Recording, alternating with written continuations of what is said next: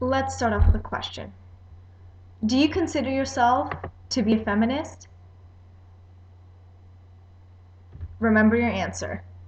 Now, if we change the question up a little and say that a feminist is someone who believes in social, political, and economic equality of sexes, would you still consider yourself to be a feminist?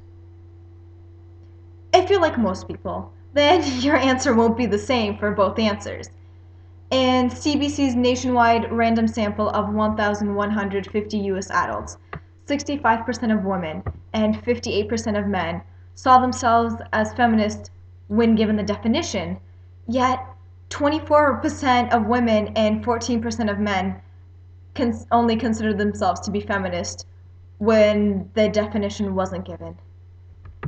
Makes you wonder, why would 2/3 of people in the survey consider themselves feminist with the definition, yet in absence of it, 4 out of 5 people don't consider themselves feminists? I mean, what else can feminism mean other than its definition? Feminism is the belief in social, political, and economic equality of sexes.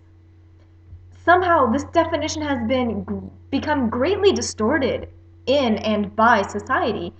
It's gotten to the point where 17% of women treat being called a feminist as an insult. For example, every time I hear the word feminism, I cringe. It's all about hating men and thinking women are better than men and burning bras. This is what my friend said when I asked her what she thought of feminism. This is the kind of oppression that radical feminism has on people. Who's to blame for this misconception? Well, after all, even though there are actively radical feminists, I have yet to come across any area of feminism that seriously advocates burning bras, for example. Yes, there are for sure feminists who hate men, perhaps, but that is not the greater percentage of feminists. So, obviously, this misconception comes from a small group of people calling themselves feminists with a strong hatred for men, and since they are the loudest, most noticeable percentage of the group, they give all feminists a bad name. But is that really the only person to blame? Maybe the blame can also be handed elsewhere. For example, feminism has had a bad name for almost 200 years. Why? Because back then, when feminism really started kicking in the 1800s, women were asking for the rights to own property, to attend college, and to vote. These things, back in the day, were considered anti-family, anti-God, anti-men, and thus anti-society. It has taken many, many years before women's rights came close to being equal with that of men in our culture because of these stereotypes that they are against society. These century-year-old ideas about feminism being a taboo still exist to some extent in the society.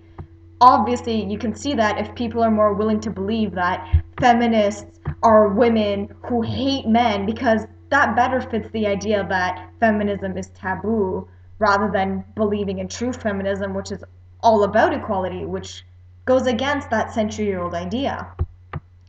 Of course, there are radical and extremist feminists, but that's not the whole group.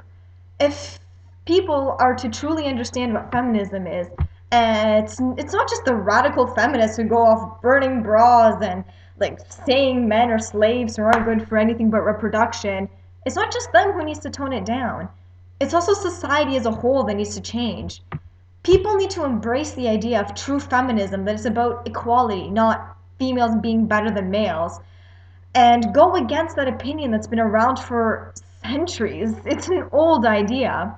If the prejudice against feminism becomes positive, then the true goal of feminism will be realized, regardless of how many extremist feminists there are just going around burning bras.